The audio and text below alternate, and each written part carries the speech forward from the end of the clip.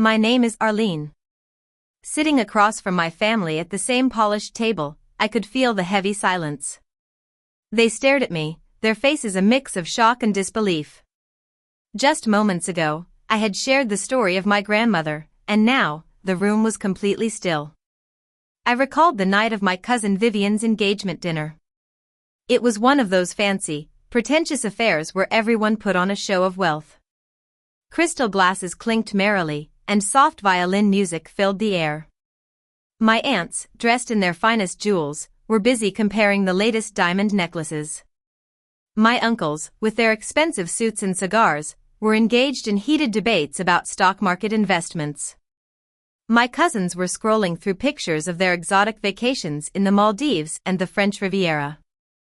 Amidst all this fake glamour, I sat there quietly, feeling like an outsider. Then, somehow, the conversation turned to my grandmother.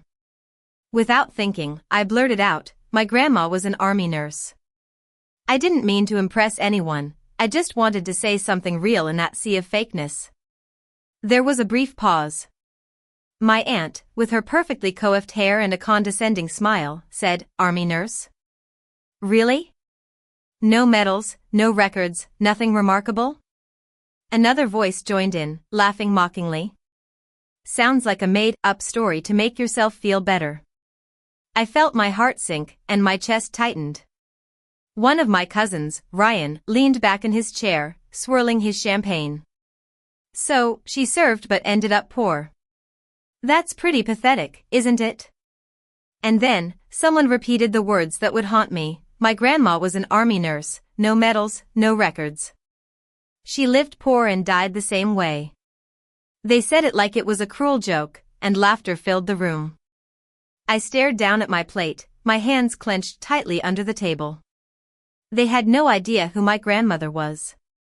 She was the one who raised me when my parents, career-driven and self-centered, were too busy chasing their own dreams. She was the one with a quiet strength, who never complained even when life was tough. I remembered the small, old apartment she lived in. It was always spotless, with a warm, homely feel. I remembered how she would hum softly while cooking, as if the outside world didn't matter. And I remembered the old, tattered box full of photographs she kept. She never explained those pictures, she just smiled whenever she looked at them. Then, there was the day she died. At Arlington, it was just me. The wind was bitterly cold that morning, cutting through my coat. My family members had all made excuses. They said they were too busy, that it was too far, and that it didn't matter. But it mattered to me. I stood there alone, holding back tears, feeling like the whole world had forgotten her. Just when I felt completely alone, a man approached me. He was tall and had a quiet, commanding presence. He wore his fourth-star general's uniform with pride, as if it carried 1,000 stories. I blinked, thinking I was imagining things. He looked at me intently, and then, to my surprise, he shook my hand. There was genuine respect in his eyes, the kind I hadn't seen all day. He said, "Fly to Geneva." I was utterly confused. He leaned in slightly and whispered, "Give them your grandmother's name. They'll understand."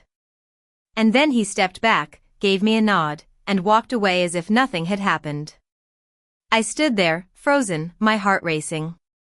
Geneva? What could possibly be in Geneva?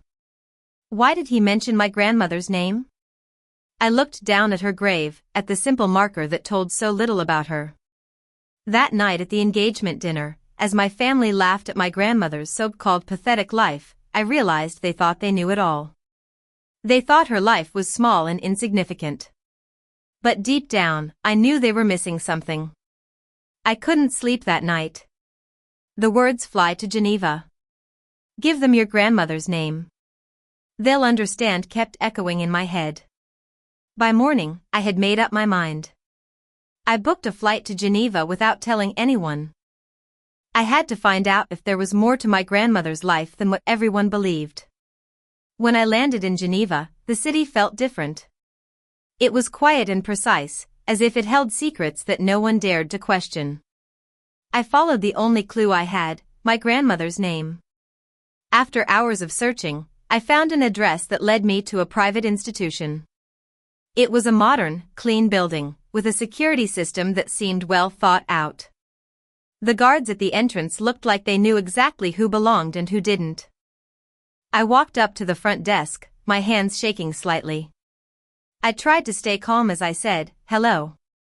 I was told to come here. I need to give you a name." The receptionist looked at me politely but with little interest. "And that name is?" she asked. I hesitated for a second, then said, "My grandmother."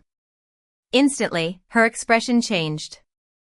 It wasn't confusion or curiosity, it was recognition. She picked up the phone and spoke quietly in a language I didn't understand. Within seconds, 2 men appeared from a hallway behind her. "Please come with us," one of them said, his voice firm and certain.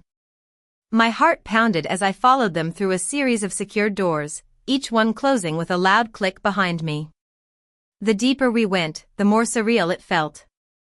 It was as if I had stepped into a hidden part of my grandmother's life. Finally, we entered a private office. An older man stood by the window, his back turned to me. When he heard the door close, he turned around slowly. The moment he saw me, his face softened. "You have her eyes," he said quietly. I was speechless. He gestured for me to sit, but I remained standing. "I don't understand what's going on," I admitted. "I was told to come here and that you'd understand her name." He studied me for a long time, then nodded. "Yes, we do," he said. He walked over to a secure drawer, opened it, and pulled out a thick, aged file. "Your grandmother," he began, "was not just an army nurse." I caught my breath. She was one of the most important field operatives we've ever had. She worked in war zones where records were never kept, in politically sensitive areas where saving lives required more than just medical skills. I shook my head, trying to process what he was saying. "But there are no medals, no records?" I asked. "That was intentional," he interrupted gently. "Her work could never be made public. Recognition would have put many lives at risk, even years later.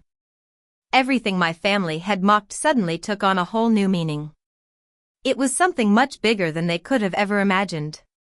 She chose to live a quiet life after she retired," he added. "We offered her wealth, protection, and a different lifestyle, but she refused. She said she had already done enough." My throat tightened. He slid the file across the desk towards me. "And now," he said, "we honor her the way she allowed us to." I opened the file. Inside were documents, photographs, and sealed records. And on the last page, there was a trust. I stared at the number, reading it twice to make sure I wasn't dreaming. It was $12 million. My hands went cold. "She left this in our care," he explained. "It was never about the money for her. She wanted you to have choices, a future without limitations." Tears filled my eyes. All those years of silence, it wasn't emptiness, it was sacrifice. Days later, sitting across from my family again, I wasn't the quiet girl anymore. They noticed the change right away. "What's going on with you?" one of them asked, half joking, half curious. I looked around the table slowly, meeting each of their eyes. "My grandma was an army nurse," I said. A few of them smirked, expecting the same old story. I didn't stop. "No medals, no records. She lived poor and died the same way. At Arlington, it was just me." Then, a 4-star general walked up, shook my hand, and said, "Fly to Geneva. Give them your grandmother's name. They'll understand." The room fell completely silent. I leaned forward slightly, my voice calm but unwavering. "They understood. And so will you." There was no laughter, no smirks this time. Just a heavy, uncomfortable silence. Because now, they finally realized that value isn't always visible, and the people they underestimated the most sometimes carry the greatest stories.